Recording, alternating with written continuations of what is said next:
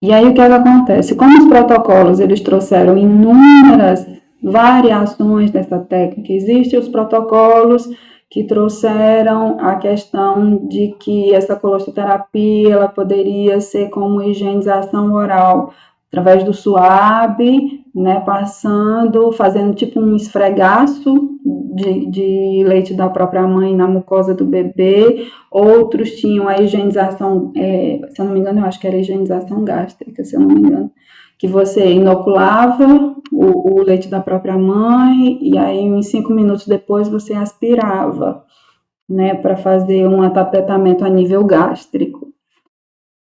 Só que aí continua-se os estudos e hoje já se tem, né, estudos que comprovam que o gotejamento ele é mais eficaz no sentido que já encontraram maior quantidade de IgA nas fezes do bebê. Lembra daquela IgA que atapeta todo o trato gastrointestinal? Aquela IgA ela não é digerida. A função dela é revestir todo o trato gastrointestinal, então ela é encontrada intacta nas fezes. E o protocolo mais efetivo que encontrou maior quantidade de IgA nas fezes foi o gotejamento. Então, se entende que o gotejamento ele acaba sendo mais efetivo na sua prática, né, do que propriamente os outros tipos. Pode ser feito de 3 em 3 horas, pode ser feito de 6 em 6, pode ser feito até, antes se discutia muito que poderia ser feito até a interval mínima iniciar. Hoje já se tem a imunoterapia oral prolongada, que você pode ir, mesmo que você inicie a interval mínima, você pode continuar com essa colostroterapia, com a justificativa do seguinte, que o leite pré-termo que está entrando no nível de sonda orogástrica, ela estaria selando a porta digestória, no sentido de imunoglobulinas, de IgA, mas a parte de vias superiores não estaria sendo estimulada. Por isso que há um indicativo de que mesmo que você comece a interval mínima, é interessante que você permaneça com a colostoterapia por volta Aí tem as variações, tem protocolos que dizem até 7 dias, tem protocolos que dizem até 30, então vai muito da rotina e da conversa de equipe multi para se definir o protocolo local, mas já se sabe que os resultados são muito efetivos, né? Muito efetivos mesmo. E aí, na verdade, ofertar todos esses componentes, né, principalmente imunológicos, para que a gente tenha, vamos dizer assim, a modulação da microbiota intestinal também, porque na verdade assim, tanto as citocinas, né, elas vão atuar diretamente a nível de intestino para, vamos dizer assim, que ligar todo o sistema imunológico desse bebê, como também modular a microbiota intestinal, que também vai ter efeito positivo na microbiota. Então, é a casadinha perfeita, né? A gente tem a parte imunológica, a gente tem modulação da microbiota, que juntos eles caminham para que esse sistema imunológico desse bebê esteja totalmente funcionante e protegendo esse bebê. E aí, na verdade, a gente tem aqui que essa colonização, né, essa administração orofaríngea, ela tem o potencial de selar as duas portas de entrada, digestório e respiratório. Quando você oferece só o leite humano, só o leite da própria mãe via gástrica, você vai estar só a nível digestório. Quando você permanece com a colostoterapia, né, que é o gotejamento, 0,1 ml, e aí eu vou trazer o protocolo para vocês, que é interessante, que tem por peso. O Ministério da Saúde, ele traz a técnica de colostoterapia estipulando a quantidade de gotejamento por peso. Então, no pequenininho, menor que 1.500 gramas, 0,1 ml de um lado, 0,1 ml de outro, aplica com a própria seringuinha de insulina, e aí depende muito se você pode fazer de 3 em 3 horas, vai depender muito do fluxo.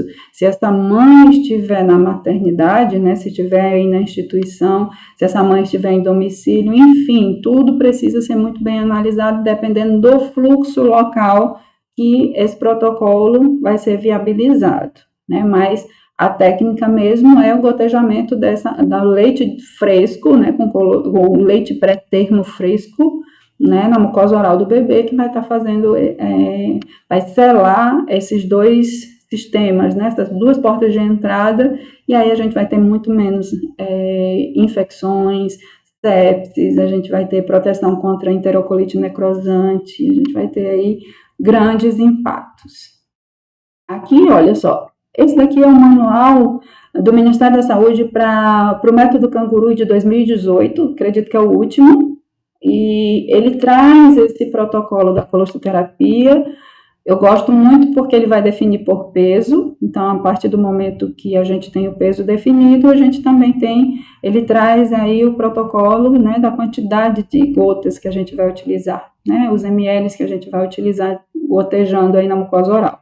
E aí lembrando que é o colostro fresco.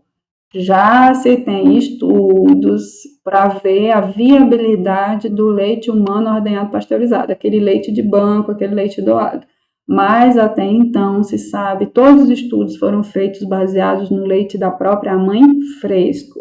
Inclusive, que essa mãe faça a extração desse leite beira-leito, ou seja, do lado da incubadora, tá? Algumas instituições, incluindo os CCHs de algumas instituições, muitas vezes vão meio que apresentar algumas resistências, mas a rede brasileira de bancos de leite, que é uma das redes mais reconhecidas a nível mundial, como mais criteriosa e como mais rígida, observando como se diz, observando como o organismo daquela mulher reagia, transferindo anticorpos porque estava circulando no ambiente de UTI neonatal, e aí também baseado no conhecimento de que a liberação de prolactina e ocitocina, em especial a ocitocina, que é de ejeção, aumenta os seus picos quando aquela mãe sente o cheiro do bebê, quando aquela mãe vê o bebê, quando aquela mãe ouve o chorinho do bebê. Diante disso, eles criaram a nota técnica 4718, que é o uso de leite humano cru em ambiente hospitalar, e aí vem trazendo para a gente que a gente pode sim autorizar, liberar, sem problema nenhum, que essa mulher, lógico que ela fazendo a higienização das mãos, utilizando EPI, muito bem treinada sobre a técnica de extração, de massagem, mas que ela pode sim realizar dentro da unidade neonatal, porque ali a gente também vai ter a supervisão dos profissionais que estão ali naquele ambiente. Mas não tem nenhum tipo de problema que ela faça essa extração de leite a nível beira-leito. E também, se ela tiver, por exemplo, ela passou mal, teve intercorrência, foi para a UTI adulta. Da mesma forma, ela é muito bem higienizada, o profissional que está fazendo muito bem higienizado, utilizando todos os EPIs, tanto a mãe quanto o profissional, e pode fazer a drenagem desse leite, a extração desse leite lá na unidade adulta, de terapia intensiva adulta, e levar imediatamente para a unidade neonatal. Também não tem nenhum problema, tá? Tranquilo que isso aconteça. E se ela tiver no alojamento conjunto, Janilda, da mesma forma, a gente só vai tomar cuidado para que tanto o profissional quanto a mãe esteja utilizando os EPIs. E esteja aplicando a técnica correta de extração. Mas pode sim ser feito sem problema nenhum, que é a nota técnica 4718. Vou deixar para vocês como material complementar para consulta, tá bom? E aí, o que é mais interessante? A literatura traz que não existe praticamente registro de intercorrência durante o período que a colostoterapia está sendo aplicada. Os bebês toleram super bem. É um procedimento, é uma técnica super eficaz. Inclusive, existem vídeos, né, onde você está fazendo o gotejamento em bebês, se eu não me engano, acho que era em torno de 30 semanas de idade corrigida, e que, na verdade, ele só apresenta o padrão de sucção lá por volta da 34ª semana, mas nesse, especificamente, que vinha já com a colostoterapia já desde o nascimento, ele faz o movimento de sucção, quando você goteja o leite da própria mãe, de forma impressionante. Então, as próprias substâncias daquele leite da própria mãe vão estar estimulando precocemente aquele bebê. Então, é incrível de fato. E, na verdade, é uma técnica correta, é uma técnica, na verdade, segura, eficaz, né, barata, simples de ser executada. O que mais eu posso lhe dizer que você vai encontrar dificuldade é com os próprios profissionais, a nível de resistência mesmo. Porque, às vezes, as pessoas, por não terem conhecimento prévio da técnica, vai achar que você está dando mais trabalho para elas. Para que ficar gotejando gota de colostro na boca do menino, mas não tem ideia do nível de impacto que essas gotinhas vão causar. Então, na verdade, um dos maiores desafios quando você tentar implantar uma técnica como essa, por exemplo, na sua unidade neonatal, o que mais você vai encontrar não é nem resistência das mães, é mais a resistência dos profissionais. Tá? Porque eles vão achar que é mais trabalho, que aí inclusive profissionais do SUS, né, que realmente são mais resistentes, mas eu tenho certeza que diante do que eu falei aqui para você, diante do custo-benefício, vale muito a pena implantar. Vale muito a pena capacitar esses profissionais, mostrar a importância disso, inclusive, deixa eu ver que eu acho que é o próximo slide, os possíveis impactos, redução de infecções no ambiente neonatal, diminuição do tempo de internação, aumento, isso daqui é uma das coisas que mais a gente, assim, sabe, comemora, aumento do tempo de manutenção da produção láctea. Então, as mães de prematuro que são submetidas precocemente à retirada desses leites, e aí a gente tem como desculpa, vamos dizer assim, essa retirada para a colostroterapia, são mulheres que vão conseguir manter essa produção de leite por muito mais tempo. Normalmente, quando a mulher demora a ser estimulada, né, ela é estimulada de forma mais tardiamente. No máximo, a gente consegue manter essa produção por 30 dias, 40 dias, e aí muito sofrido ainda.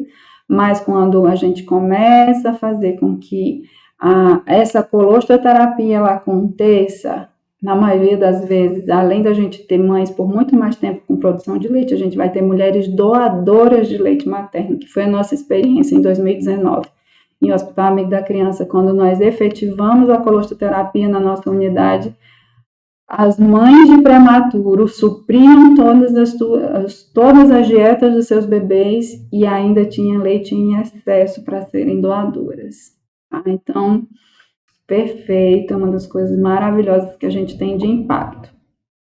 E outro impacto também, outro possível impacto, são as maiores taxas de amamentação da alta hospitalar. Porque a gente mantém a produção de leite dessas mulheres. O fato dos componentes do leite da própria mãe naquele bebê vão estar agindo a nível cerebral, a nível de maturação intestinal, a nível de um complexo todo que faz com que aqueles bebês sejam estimulados precocemente com aquelas substâncias. E aí, ao ir ao peito, é muito mais fácil. E eles peguem o peito e desenvolvam essa amamentação de forma muito mais tranquila. Tá? Então, muito bom. E aí, a gente vai falar agora especificamente da amamentação na prematuridade. Tem alguns detalhes que é importante que a gente enfatize, né, que a gente traga como observação. Então, como é que a gente pode avaliar essa mamada do prematuro? É um desafio, principalmente para o aleitamento materno, né? Ou seja, a gente oferecer o leite daquela própria mãe para o bebê é um desafio, diante de tudo que a gente já comentou, né? Mas existem estratégias e a gente pode romper com todos esses desafios, né, com todas essas barreiras que se apresentam, né? Então, o que a gente tem por missão como profissionais? E aí eu digo vocês, neonatologistas, a equipe multi, né? O que nós temos por missão? Na verdade, sinalizar, observar, identificar tudo que dificulta, tudo que está em desajuste na promoção, na proteção e no apoio ao aleitamento materno. Já é desafiador numa dupla mãe-bebê termo. E aí, diante de tudo que a gente já conversou, a gente vê como é mais desafiador ainda a gente promover essa amamentação num binômio prematuro. Então, nós temos que ter por missão, eu digo de fato por missão, para que a gente proteja o aleitamento materno. E uma das coisas que eu tenho observado, e principalmente por fazer parte de hospitais amigos da criança, e aqueles hospitais que têm um selo, né, de hospital amigo da criança, existem 4 critérios que precisam ser cumpridos para que esse hospital continue sendo o hospital amigo da criança. Então, livre acesso dos pais aos seus bebês que estão internos, a NBCAL, que é a norma brasileira de alimentação para crianças, para lactentes, crianças de primeira infância, uso de chupetas e mamadeiras. Então, é toda uma lei que protege a amamentação, protege a família, protege a rede de apoio de vamos dizer assim, propagandas abusivas, o marketing abusivo de fórmula infantil, né? E também a gente tem os 10 passos para o sucesso da amamentação. Então, a gente tem esses 4 critérios que a gente tem que cumprir para que a gente continue tendo o selo do Ministério da Saúde. E nesse contexto, a gente, na verdade, pelo livre acesso, né, a gente tem essas particularidades que a gente consegue manter sempre aquela mãe por perto, né? E uma das coisas que eu falo que a gente tem como na verdade, a gente tem a nutrição desses bebês como emergência, né? Então, a gente tem como primeira escolha, como a gente já comentou, primeira escolha, o leite da própria mãe. Depois, a gente tem como segunda escolha leite de banco, leite de mãe doadora, né? Quando a instituição tem o banco de leite. E a terceira opção seria as fórmulas infantis. E aí, o que eu costumo dizer? Quando a gente estabelece como primeira escolha, ao invés do leite da própria mãe, ao invés da amamentação, a gente coloca como primeira escolha a fórmula infantil, uma das coisas que a gente tem que observar, em hospitais amigos da criança, a gente não tem mais representantes de fórmula infantil entregando kits de chupeta, amostra grátis de fórmula infantil, mamadeiras, bicos, enfim, tudo isso. Só que, o que nós temos hoje como desafio? Nós temos profissionais, prescritores, e aí nós temos pediatras, neonatologistas e nutricionistas, que são os profissionais prescritores. Então, quando nós deixamos de lado a primeira escolha, que precisa ser o leite da própria mãe, e a gente coloca como primeira escolha a fórmula infantil, né, o leite artificial, o que é que nós estamos fazendo? Primeiro que se a gente trabalha no SUS, o perfil das mulheres que nós atendemos são de baixa renda. E aí, nessa janela de oportunidade que nós temos, porque basicamente o pré-natal não ajuda muito na questão de promover o aleitamento materno, né? Até porque a gente tem toda uma estrutura de pré-natal que precisa ser revista, muitos pré-natais, muitas unidades básicas não tem profissional suficiente, e muitas vezes essa mulher não tem condições de vir em todas as consultas, e parará, e parará. E aí a gente tem essa janela de oportunidade enquanto essa mulher está dentro da maternidade, ela está dentro da instituição, esse é um momento propício para a gente trabalhar as orientações, trabalhar todas as técnicas de manejo da amamentação. Quando nós preferimos dar uma fórmula infantil e nós não trabalhamos o manejo da amamentação, principalmente em mulheres pobres, né, de baixa renda, você concorda comigo que, na verdade, a gente está fazendo praticamente o que os representantes de fórmula infantil faziam antigamente, de dar amostra grátis? Não se trabalha manejo da amostra grátis de fórmula infantil, porque enquanto aquela mulher estiver interna e o bebê estiver interno, o menino vai estar garantido a receber fórmula infantil. O prescritor prescreveu, a instituição tem por obrigação suprir com a fórmula que está lá. E quando essa mulher for para casa?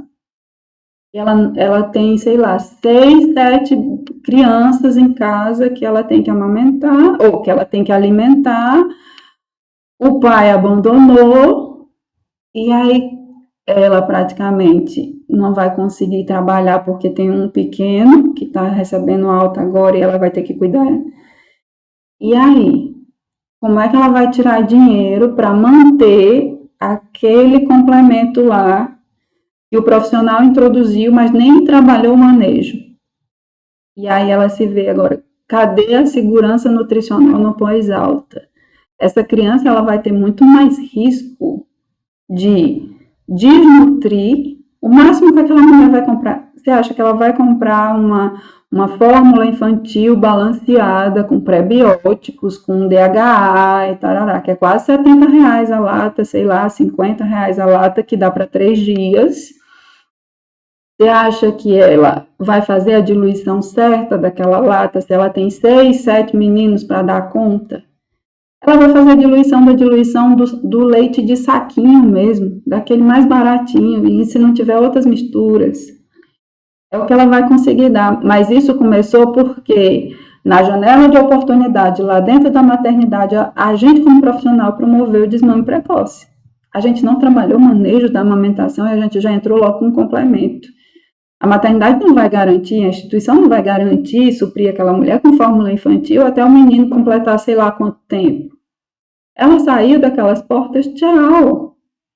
E aí a gente acaba promovendo um desmame precoce, a gente acaba entrando num ciclo vicioso, porque segurança nutricional daquela criança não vai existir no pós-alta, e o risco dela bater de novo lá na nossa unidade neonatal é muito mais aumentado. E pior, e agravar, e passar mais tempo de internado. Ou até mesmo ir a óbito. Então, a gente precisa rever muito as nossas condutas, né? A gente precisa rever muito o que a gente está tendo como condutas que repercute, não só a nível de curto prazo, mas que vai repercutir a longo prazo. Pós-alta daquele binômio é fundamental. Como é que a gente vai garantir segurança nutricional daquela criança, daquela dupla, daquele bebê que está saindo pós-alta? Se a gente já entrou com fórmula infantil e a gente não trabalhou, nem sequer a gente se deu trabalho de ir lá trabalhar manejo da amamentação, orientar pelo menos, para que aquela mulher tivesse uma produção de leite e a gente trabalhasse para aquela dupla sair de alta hospitalar em amamentação exclusiva. Então fica para a gente refletir de fato quais são as nossas condutas, né, e refletir e estabelecer realmente, eu tenho que pensar no hoje, mas eu tenho que pensar no amanhã também daquela dupla. Quando elas não estiverem mais aqui, como é que vai ser? Para essa segurança nutricional acontecer lá fora, quando pisar os pés, né, quando colocar os pés fora da instituição. Né? Então fica para a gente refletir sobre isso, tá? Basicamente, a gente tem alguns pontos de observação de mamadas. É legal que a gente tem algumas posições que favorecem muito a amamentação de prematuros. E praticamente a gente tem 3 posições. Deixa eu ver se eu consigo colocar aqui. Essa é a Florzinha, é a minha parceira dos treinamentos de manejo clínico da amamentação. E aqui, basicamente, só que a Florzinha não é prematura, né? Eu queria uma bonequinha menorzinha, mas dá para simular. E aí, na verdade, a gente tem 3 posições que são mais indicadas para bebês prematuros. A primeira é a cavalinho. Deixa eu ver se eu consigo baixar mais aqui. A primeira é a cavalinho, que a gente faz, na verdade, a gente senta o bebê e aí a gente coloca a mão aqui, certo? A mão aqui dando apoio, a mão espalmada, tá? A mão espalmada, e aí a gente posiciona o bebê para que, de fato, a gente vai fazer a prega em C, e aí a gente encaixa o bebê. Quando o bebê encaixou a prega, essa minha mão que está aqui em C, ela vai vir aqui para trás, ficar espalmada para que o bebê sustente a prega, certo? A gente tem esse posicionamento aqui. Deixa eu só mostrar esse outro. Deixa eu ver se eu consigo achar. Ui, chega. Só um momentinho aqui. Quando desce aqui, a câmera baixa. E aí a gente tem o que a gente chama de posicionamento tradicional de braços invertidos. Eu tô com o meu braço aqui, certo? Eu tô na outra mão e com essa mão aqui eu venho e faço a prega de apoio e encaixo o bebê. E o outro é a de jogador de futebol americano, que eu venho trazendo ele aqui de trás, o meu antebraço vai posicionar aqui a coluna do bebê e eu vou trazer ele meio que sentadinho aqui. Tem umas fotos de posição que eu acho que fica mais fácil para vocês verem, tá? Mas basicamente essas 3 posições mais efetivas para que o bebê consiga fazer a extração de leite. Deixa eu ver se é no próximo slide que a gente tem. Isso aqui. Então, a gente tem na figura A, essa de postura invertida, que é o que a gente chama de bola de futebol americano. A gente tem na posição B, a gente tem a postura tradicional com as mãos invertidas. Fica bem mais fácil de ver, né, gente, por aqui pela foto, que aqui tá meio complicado mostrar na prática. E a postura C, que é a de cavalinho. A de cavalinho é bem legal mesmo para conseguir. Na verdade, as 3 posturas são bem legais para você conseguir o manejo. E aí o bebê pega de forma bem efetiva, transferência de leite efetiva, ele está estabilizado aqui e ele consegue realmente extrair, e a partir do momento que ele extrai de forma efetiva, ele ganha peso, né? E a gente tem toda uma facilidade para que esse bebê realmente ganhe. Aqui a gente tem um quadrinho que a gente vai ter de observações do que a gente precisa observar, tá? Então, basicamente, nas condições adequadas, a gente tem o reflexo de procura, a gente tem a boquinha aberta, né? A gente tem aí, basicamente, o queixinho do bebê precisa estar tocando na mama da mãe. A gente sempre vai posicionar o bebê, gente, de baixo para cima, tá? A gente sempre vai posicionar o bebê de baixo para cima. Por isso que a mão da gente favorece muito quando a gente pega aqui. Porque se a gente pegar aqui, ele vai vir de cima para baixo, certo? Mas quando a gente pega aqui, a gente vem trazendo o bebê, ó, de baixo para cima. Porque aí o queixinho fica tocando na mama e o narizinho tem que ficar livre, né? A bochechinha, ó, tem que estar cheia. Se tiver aqui, ó, fazendo essa curvatura aqui, ele está utilizando a musculatura que a gente chama de bucinador. Essa musculatura de bucinador, quando ele está muito, vamos dizer assim, que ele está muito estimulado, é o mesmo músculo que ele utiliza para a mamadeira. E aí o que acontece? Padrão mordedor. Ele vai só pegar no bico e vai morder. Não tem uma abertura boa de boca e fica só realmente fazendo esse padrão de mordedor. E aí o que a gente precisa? A gente precisa fazer com que o bebê utilize o masseter, que é justamente quando ele está fazendo essa musculatura, essas bochechinhas cheias, é um indicativo de fato de que ele está utilizando a musculatura certa, que é o masseter, tá? Narizinho precisa estar livre, é importante que o narizinho não esteja enterrado na mama. Toda vez que você for posicionar o bebê, se você colocar a mãozinha aqui e você vir de cima para baixo, o narizinho vai ficar enterrado, tá? Por isso que a gente precisa pegar aqui, trazendo o bebezinho de baixo para cima, porque aí o queixinho toca na mama e o narizinho vai ficar livre, certo? Uma das coisas que a gente precisa observar. Padrão de sucção, é importante que a gente observe. Então, nos primeiros 3 a 5 minutos, o que é que o bebê vai fazer? Fazer aquele padrão 3, 4, 5 sugadas para uma engolida.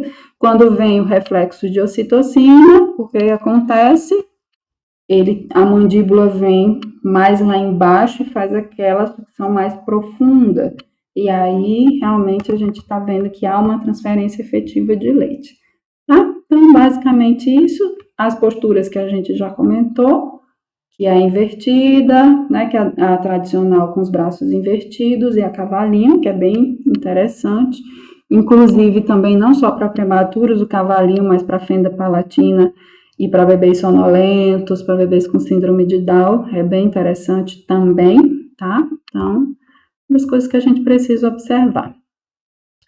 Outra coisa que é bem legal também da gente, que eu fiz questão mesmo de trazer para vocês, é que existem algumas controvérsias, né? Algumas questões que, na verdade, assim, da prática, da rotina, que se faz com muita frequência, né? Que se faz com bastante frequência, mas que, na verdade, não tem nenhum tipo de evidência e muitas vezes acaba sendo perigoso aquela prática para ser executada e traz, vamos dizer assim, insegurança para o bebê, né? No sentido até mesmo de contaminações. Aí a gente vai conversar sobre isso a partir de agora. Então, a gente traz aqui algumas observações.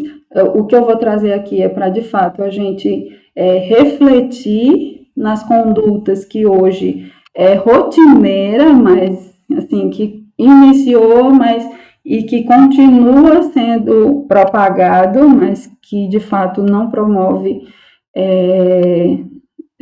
na verdade, assim, promove insucesso no aleitamento materno. Muitas vezes são fatores que interferem negativamente na produção láctea das mães, no processo de melhora desse bebê, no sentido de gerar, por exemplo, confusão de bicos, confusão de fluxo, e aí interferir diretamente no padrão motor do bebê e tudo mais, né? Então, a gente vai conversar sobre isso. Uma das coisas que a gente também já abordou bastante é a permanência dos pais na UTI neonatal, e a gente agora já sabe por quê, né? Nós não devemos tratar esses pais como visitas, e aí a gente entende a importância de, não é simplesmente lá a mãe está olhando para o bebê. Isso vai causar todo um impacto, inclusive na produção láctea, na manutenção dessa lactação, no vínculo afetivo. E uma das coisas que eu acabei esquecendo de abordar com vocês, no sentido lá na colostoterapia, quando a gente falou, então, o quão é importante, por exemplo, você fazer que o pai faça a administração da colostoterapia, porque a mãe, ela já está se sentindo participante do tratamento do bebê quando ela está ali retirando o seu leite para o bebê. E aí, quando você coloca o pai para fazer a administração da colostoterapia, como eles se sentem importantes ou como parte do tratamento. Isso é fundamental para você melhorar vamos dizer assim, até o sentimento de autoestima daquela mulher, daquele pai, o vínculo afetivo, porque pais de prematuro, eles se sentem muito impotentes diante do filho prematuro, né? O que eles podem fazer para ajudar também, porque eles veem a equipe fazendo, mas eles se sentem realizados quando algo que eles mesmos podem fazer para contribuir para aquele tratamento. E aí você incluir esse pai na administração da colostoterapia, a mãe já está se sentindo participante. Por isso que a colostoterapia ela é tão fantástica. não a nível somente de respostas fisiológicas, aspectos clínicos, mas também nesse aumento desse vínculo entre pai e mãe, entre esse binômio, entre essa tríade, né? Então, é fundamental que isso aconteça, tá? Então, na verdade, uma das outras controvérsias que acontece muito nas rotinas hospitalares é o dedo de luva. Então, muitas equipes utilizam o dedo de luva, colocam algodão dentro e colocam o bebê para ficar utilizando como se fosse chupeta. É uma das coisas que se traz como justificativa, que é para acalmar o bebê e treinar a sucção, na ausência da mãe, né? E, na verdade, essa técnica, ela surgiu basicamente em hospitais amigos da criança, porque a gente vai comentar lá na frente que, principalmente, o passo 9 dos 10 passos para o sucesso da amamentação é que não se utilize bico, chupetas e mamadeiras sem razões médicas aceitáveis. E aí surgiu esse bendito desse dedo de luva, que se coloca algodão dentro e amarra, dá um nozinho. Só que olha o que traz como risco. E, na verdade, essa luva, que está aqui, o que ela pode causar? A nível de literatura que já se discute, é uma técnica que provoca riscos de sufocamento por aspiração do pó ou da própria luva. Riscos de infecção, principalmente por cândida. E aí, olha só, vamos supor que você está lá na sua enfermaria, alojamento canguru, você está lá com o método canguru e tudo mais, aí a equipe vai e coloca. E aí esse bebê pega cândida. E aí, se não tem um bom manejo da amamentação, e esse bebê está pegando só o bico, vai rachar. O que acontece? Esse bebê com cândida e a mãe com fissura, vai passar a cândida para a mãe, tá? E a mulher vai apresentar candidíase mamária. E aí começam as intercorrências mamárias dentro da enfermaria canguru. Tá? Então, vira um ciclo vicioso. Fora que, né, além de tudo isso, ainda pode causar reações alérgicas ao látex, além da possibilidade de ruptura da luva, com liberação do algodão na cavidade oral do bebê. Então, assim, muito risco. O risco-benefício, na verdade, nos mostra que, na verdade, isso não deve ser uma das rotinas dos nossos hospitais, né? A gente está fazendo mais mal do que bem quando a gente coloca isso como rotina, como conduta, tá? Então, não existem estudos que atestem qualquer vantagem do seu uso, por isso não são indicados de nenhuma forma, de maneira alguma. E aí, por exemplo, banalizar esse estímulo, né, introduzir esse dedo de luva, ou até mesmo o que acontece, a maioria de algumas categorias, né, que ficam cuidando mais diretamente dos bebês, aí ficam lá em luva o dedo e fica lá com o dedo. Não é para treinar a sucção, é simplesmente porque não quer ouvir o bebê chorar, né? E aí são rotinas que a mãe não está lá, a mãe está ausente, e aí o profissional não quer, né? O profissional não se irrita com o choro do bebê, por exemplo, e aí vai lá, ou coloca esse dedo de luva, ou coloca o dedo mesmo e fica lá. E aí o que acontece? Diante disso, existe até uma criação, uma ideia que foi fantástica, que foi criada aqui na Paraíba, por uma enfermeira, Mariluce de Sá, que se chama A Hora do Colinho. Ela foi, na verdade, essa ideia surgiu agora, nasceu na pandemia, né, justamente não para, vamos dizer assim, não para desvirtuar o método canguru, mas trouxe uma outra perspectiva de assistência no sentido de que mães ausentes, né, por estarem por tempo muito prolongado dentro da unidade de terapia intensiva adulta com Covid-19 e os seus bebês na unidade neonatal, ou daqueles bebês que ficaram órfãos porque a sua mãe não resistiu à Covid-19.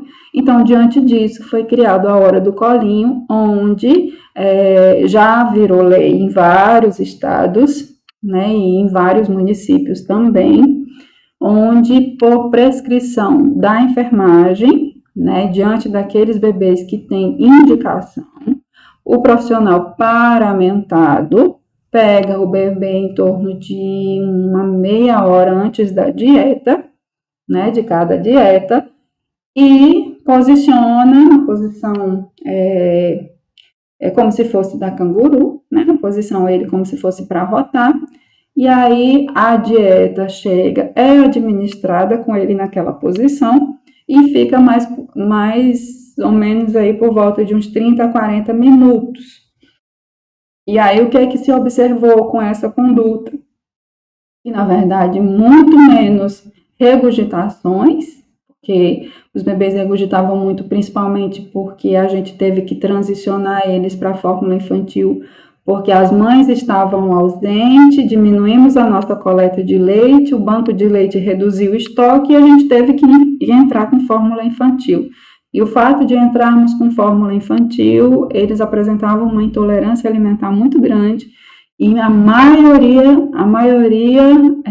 apresentou regurgitações. Então, esse posicionamento desse bebê, com uma hora do colinho, a gente conseguiu regredir muitos casos de regurgitação.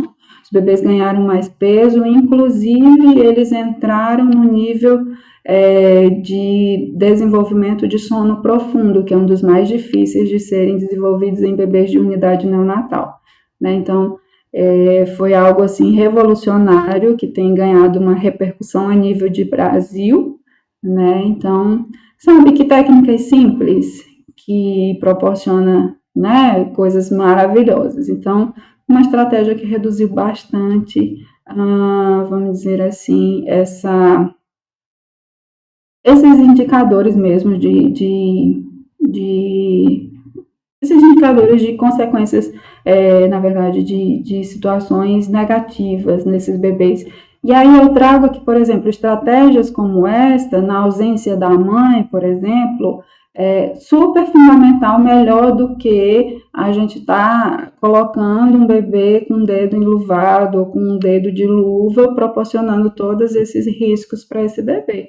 É uma das estratégias que pode ser feita, já que o bebê, por exemplo, pode estar mais irritadiço, o bebê pode estar mais choroso, e às vezes, e já existem inúmeros estudos também que trazem que o bebê, ele na unidade neonatal, dentro da incubadora, ele já tem uma memória, né? E muitas vezes o padrão de sensação que aquele bebê tem é de ter sido abandonado.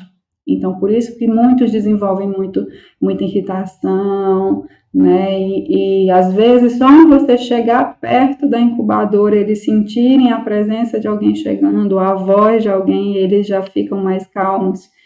E como a gente precisa rever muito nessa questão de humanização na assistência, né?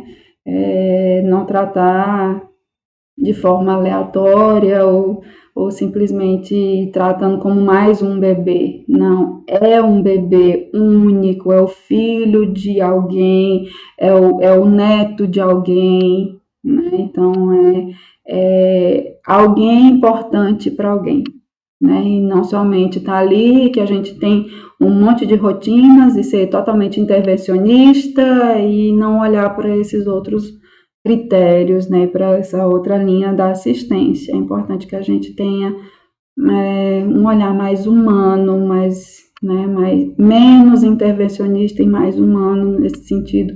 E aí a gente tem estratégias tão simples que funcionam de fato, né? Então, ao invés da gente entrar com uma chupeta, né, ao invés de a gente entrar com o dedo enluvado ou com um dedo de luva, causa todas essas consequências, inclusive confusão de bicos, de fluxo, né, fica muito mais desafiador. Tem até aqui o próximo slide, por que contraindicar bicos e mamadeiras? Aí você diz, Genilda, lá vem você com essa história de que a gente não pode utilizar bicos e mamadeiras. Na verdade, por experiência própria, esses bebês que utilizam mamadeiras, né? Esses bebês que ficam muito tempo em sucção nutritiva, que é o sonda-dedo, eles desenvolvem padrão de sucção, de abertura de boca totalmente que dificulta realmente a pega desse bebê quando ele for para o peito da sua mãe, né? Então, tanto confusão de bicos como confusão de fluxo, né? Confusão de bicos é muito comum quando esse bebê ele passa muito tempo, por exemplo, ele já vai para a mamadeira, né? Então, ele apresenta esse padrão de confusão de bicos. Quando você vai posicionar, ele chega no tempo de ir para o peito, aí fica uma brigadeira, porque esse bebê ele aprendeu a receber o fluxo pela mamadeira, e o interessante é porque assim, a mama, né, a produção de leite, o reflexo de leite, ele não é estático, ele vem aquele fluxo por causa da ocitocina, daqui a pouco ele diminui, aí daqui a pouco ele vem de novo, e o fluxo da mamadeira não, ele é contínuo.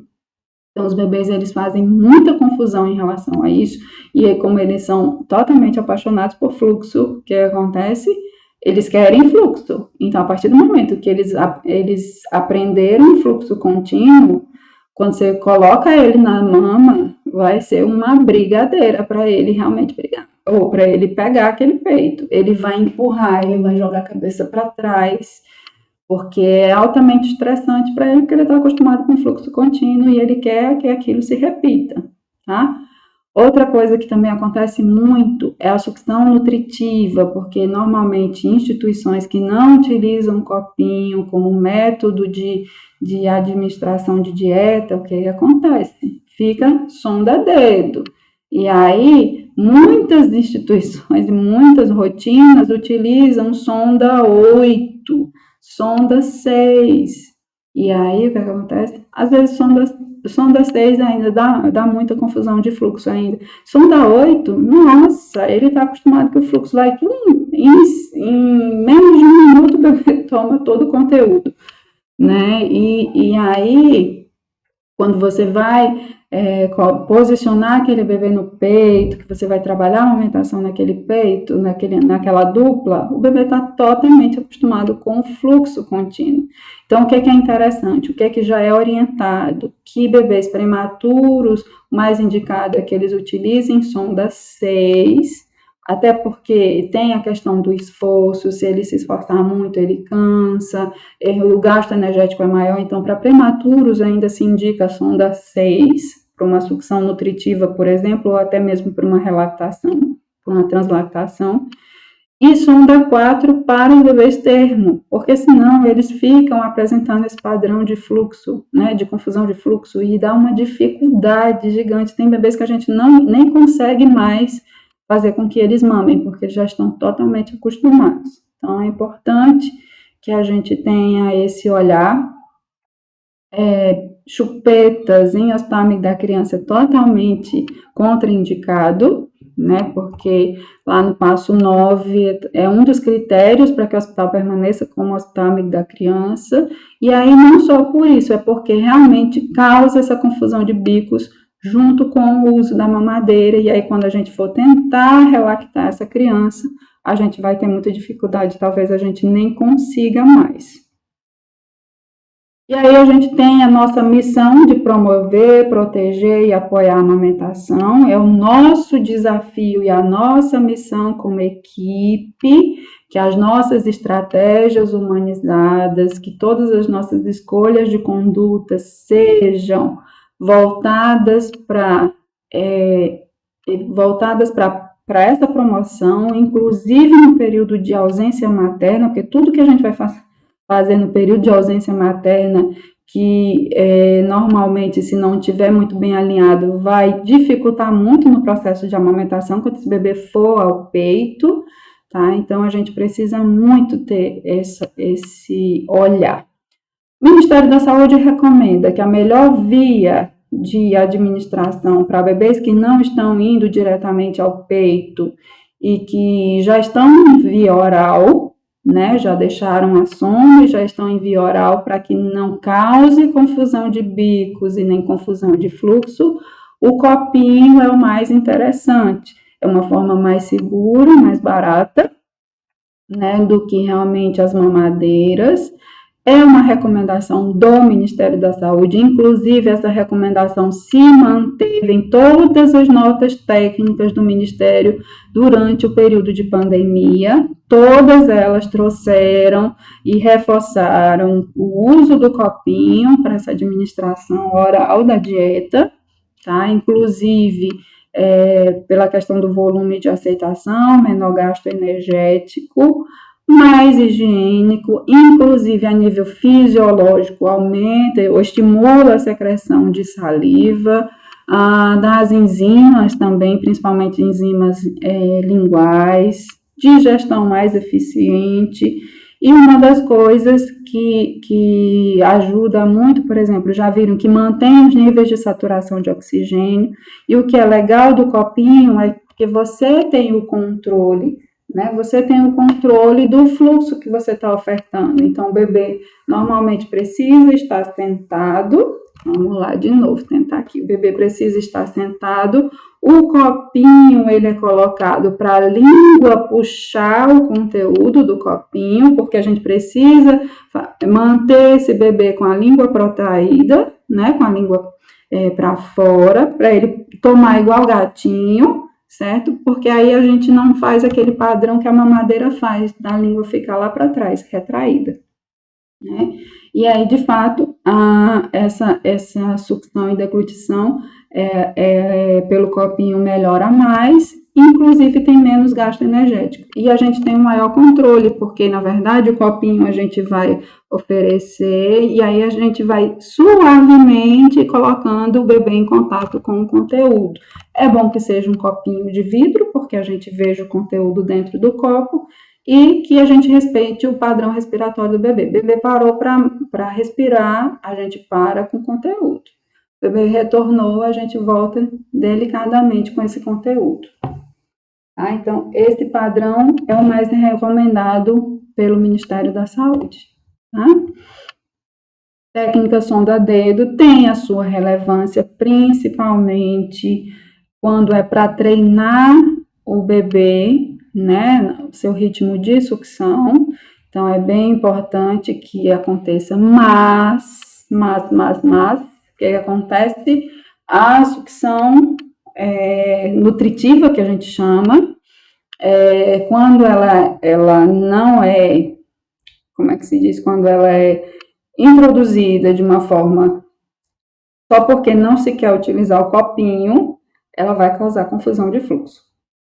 Tá? Então, aí, ela vai causar o mesmo problema, né? Vai causar o mesmo problema que a mamadeira, por exemplo, porque quando você introduz o dedo, o bebê ele fica com um padrão de abertura de boca bem pequenininha, mais fechada.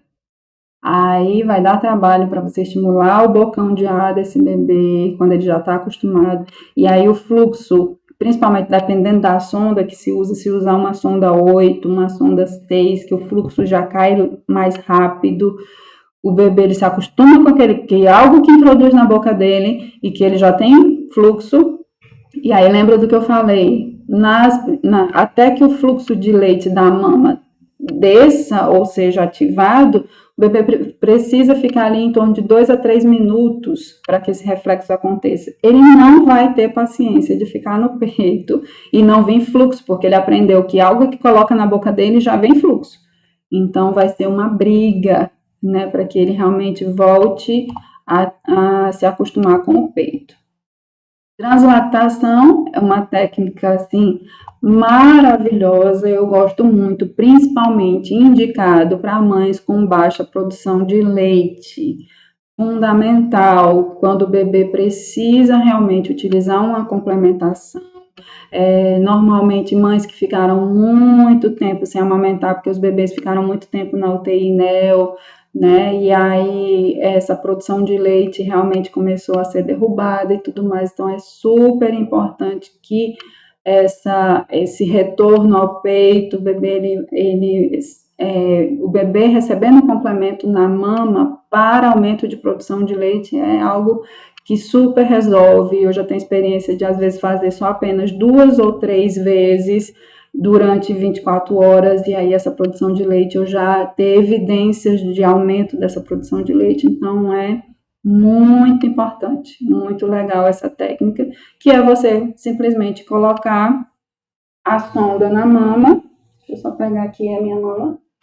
Você coloca a sonda na mama, posiciona o bebê, né? Você faz a posição do bebê, e aí, quando o bebê está acoplado, você vem com a sondinha conectada a uma seringa que tem o conteúdo de leite, e aí essa seringa, ela é acoplada aqui junto na amamentação, e o bebê recebe o complemento, e à medida que ele suga, ele vai sugando o leite da própria mãe, estimulando as terminações nervosas do complexo mamilo-areolar, e o bebê fica recebendo o complemento da seringuinha pela sonda. Então, é muito efetivo para aumento de produção láctea.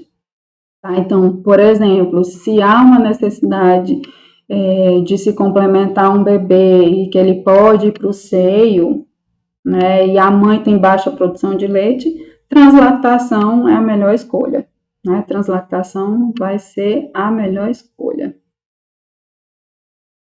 Ok. E agora a gente vai falar sobre bancos de leite humano.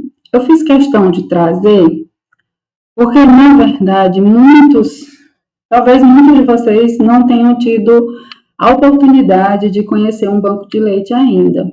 E às vezes a gente que não conhece, a gente tem ideia, o leite chega lá e rapidinho ele já está saindo para ser doado. Não tem nem noção, na verdade, porque os bancos de leite eles são um mundo à parte.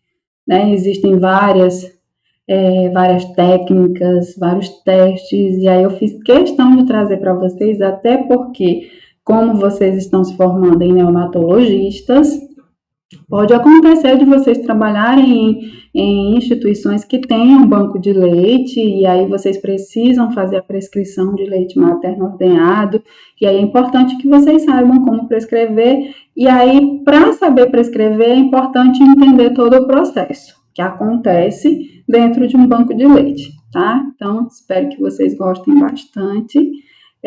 Os bancos de leite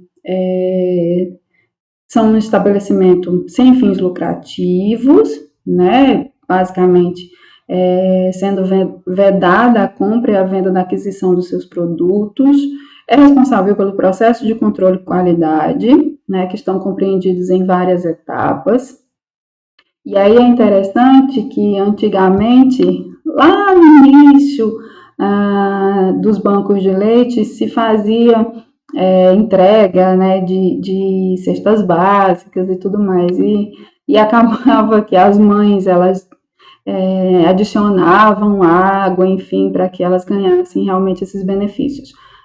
Depois da rede brasileira estipulada, né, estabelecida, basicamente a gente não tem mais nenhum tipo de contrapartida financeira ou de cestas básicas, enfim, para que essas mulheres sejam doadoras, tá? O que a gente pode ofertar como contrapartida é ter um funcionamento assistencial, onde faz com que esse binômio seja atendido por uma equipe multiprofissional, seja assistido por uma equipe multi, né, e dando toda a parte de assistência, né, mas a nível financeiro, outro tipo de contrapartida não existe.